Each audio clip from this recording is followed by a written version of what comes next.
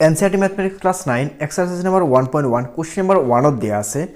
যে শূন্য এটা পৰিমেয় সংখ্যা হয়নে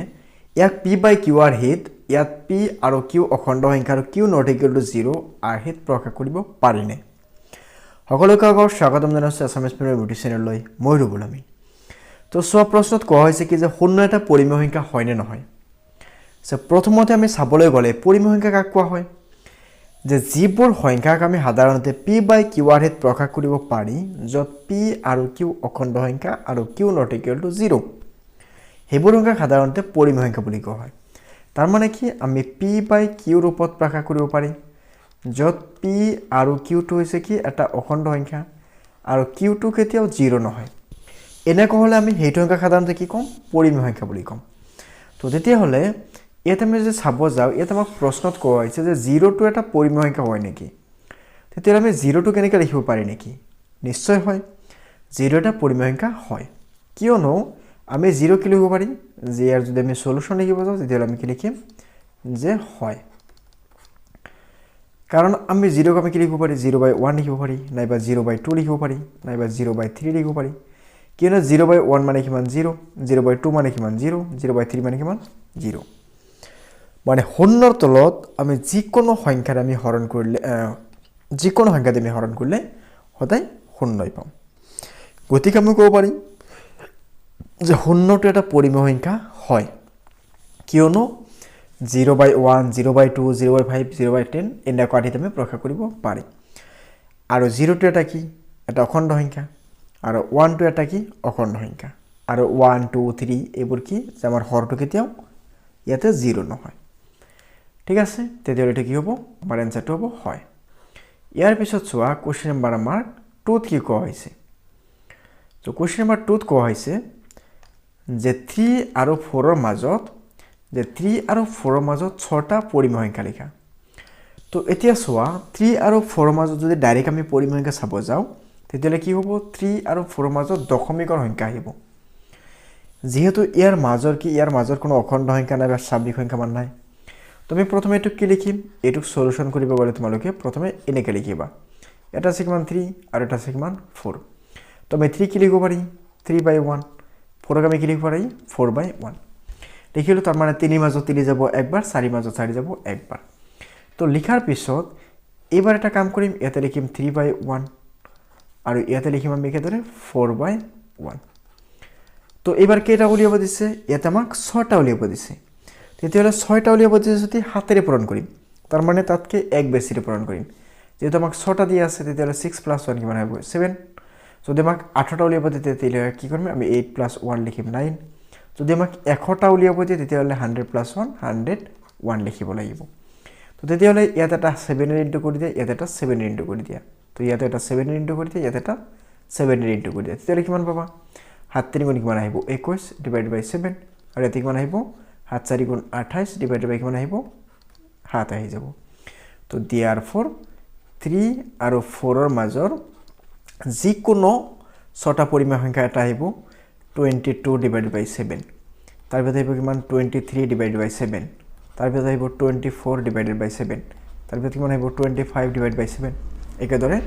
26 divided by 7 27 divided by 7 এতিয়া সো এটা কেটা পাইছো ইয়াতে পাইছো 3টা ইয়াতে পাইছো আমি 3টা এতিয়া ইয়াতে যদি আমি 21 লও আর এফালে যদি আমি 28 লও তেতিয়ালে কি হ'ব আমাৰ 6টাতকে বেছি হৈ যাব আৰু যেটো মাজত কোৱা হৈছে গতিকে আমি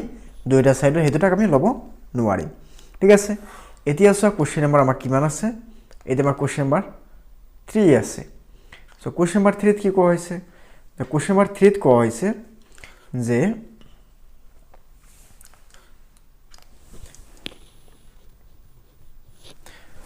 3 আৰু 4 ৰ মাজত থকা 5টা পৰিমেয় সংখ্যা উলিয়া 3 আৰু 4 ৰ মাজৰ 5টা পৰিমেয় সংখ্যা উলিয়াব লাগে আচ্ছা কোশ্চেন নম্বৰ 3 তিয়াতে 3 আৰু 4 ৰ মাজত নহয় এটা হ'ব 3 by 5 এটা হ'ব 3 by 5 আৰু 4 by 5 তো 3 by 5 আৰু 4 by 5 ৰ মাজৰ যিকোনো 5টা পৰিমেয় সংখ্যা উলিয়া তেতিয়া আমি ইয়াতে লিখি দিম যে 3 by 5 আৰু ইয়াতে লিখি দিম আমি 4 by 5 তো লিখিলো লিখাৰ পিছত আমাৰ নিয়ম কি আছিল কেটা উলিয়াব দিছে 5টা তেতিয়া আমি কিমান ইনটু কৰি দিম তেতিয়া ইয়াতে 6 ৰে পূৰণ কৰিম তেতিয়ালে 5 ৰ লগত 6 পূৰণ কৰিব লাগিব 4 লগত ইয়াতে 6 ইনটু কৰি দিয়া 5 লগত ইয়াতে 6 ইনটু কৰি দিয়া এটা কথা আছে যদি আমি ইনটু কৰি দিয়া নাম্বাৰটো আমি সৰু নহয় আমি হয়তো ডাঙৰ দিব পাৰিম যিমান ডাঙৰ দিম সিমান বেছি আহি যাব কেতিয়াবা কেতিয়াবা হয়তো যদি কমকে দি দিয়া তেতিয়ালে কমকে দিলে তেতিয়ালে 5টা উলিয়াব দিলে আমি 4টা নাইবা 3টা নাইবা 2টা এনেকৈ পাই যাম তেতিয়ালে সদায় বেছিকে পূৰণ কৰাৰ কাৰণে চেষ্টা কৰিবা তেতিয়ালে ইয়াতে আমি কমসে কম 6 দিব লাগিব যেটো 5টা কোৱা হৈছে এতিয়া চোৱা এতে কিমান আহিব 6 3 গুণ 18 আহিব আৰু ইয়াতে 5 গুণ কিমান আহিব 30 আহিব এখানে ইয়াতে কিমান আহিব 6 4 গুণ 24 আহিব ইয়াতে 5 গুণ কিমান আহিব 30 আহিব আহিল আর বিত এবাৰ চোৱা কিমান আহিব 19 20 21 22 23 24 আগলৈকে তাৰ মানে 23 লৈকে সো therefore 3/4 আৰু সৰি 3/5 আৰু 4/5 ৰ মাজৰ যিকোনো পাঁচটা পৰিমেয় সংখ্যা হ'ব আমাৰ ইয়াতে 19/30 তাৰ পিছত আহিব 20/30 তাৰ পিছত আহিব 21/30 22/30 23/30 সো এইকেইটা আহি যাব আমাৰ মাজৰ পৰিমেয় সংখ্যা এটা হল কোশ্চেন নাম্বাৰ 3 সমাধান তাৰ পিছত কোশ্চেন নাম্বাৰ 4 ত কি কোৱা হৈছে কোশ্চেন নাম্বাৰ 4 ত কোৱা হৈছে যে তলৰ উক্তিসমূহ সঁচা নে মিছা লিখা যে তলৰ উক্তিসমূহ সঁচা নে মিছা ক'ব লাগে তো উত্তৰসমূহৰ সমৰ্থনত যুক্তি উল্লেখ কৰিবা আৰু যুক্তি দিব লাগিব মানে কিয় সঁচা নাই বা কিয় মিছা ইয়াতে কোৱা হৈছে প্ৰথমে প্ৰতিটো স্বাভাৱিক সংখ্যাই এটা পূৰ্ণ সংখ্যা যে প্ৰতিটো স্বাভাৱিক সংখ্যা কি আছে এটা পূৰ্ণ সংখ্যা আছে সো আমি যদি চাব যাও তেতিয়াহলে ইয়াতে কোশ্চেন নাম্বার 1 ত আমি চাবলৈ গলে স্বাভাৱিক সংখ্যা মানে কি আছিল স্বাভাৱিক সংখ্যা মানে আছিল আমাৰ 1 2 3 4 এটা কো আছিল এগুটে কিনে আছিল স্বাভাৱিক সংখ্যা দ্বিতীয়তে কি আছে আমাৰ পূৰ্ণ সংখ্যা পূৰ্ণ সংখ্যা কি আছিল 0 পৰা স্টাৰ্ট কৰি আছিল 1 2 3 4 5 ডট ডট ডট এনে কো আছিল তো এতিয়া সোয়া ইয়াতে আমি কি পাইছো প্ৰতিটো স্বাভাৱিক সংখ্যাই পূৰ্ণ সংখ্যা প্ৰতিটো স্বাভাৱিক সংখ্যাই পূৰ্ণ সংখ্যা কোৱা হৈছে স্বাভাৱিক সংখ্যা কিমান আছে 1 2 3 4 5 আৰু পূৰ্ণ সংখ্যা কি আছে 1 2 3 4 5 ৰ লগতে 0 আছে তাৰ মানে স্বাভাৱিক সংখ্যা গোটেইখিনি পূৰ্ণ সংখ্যা থমাই আছে গতিকে মানে এক নম্বৰটো কি হ'ব যে প্ৰতিটো স্বাভাৱিক সংখ্যা পূৰ্ণ সংখ্যা হয় শুদ্ধ কিন্তু প্ৰতিটো পূৰ্ণ সংখ্যা স্বাভাৱিক সংখ্যা নহয় কিয়নো 0 টো পূৰ্ণ সংখ্যা কিন্তু 0 ৰ স্বাভাৱিক সংখ্যা নহয়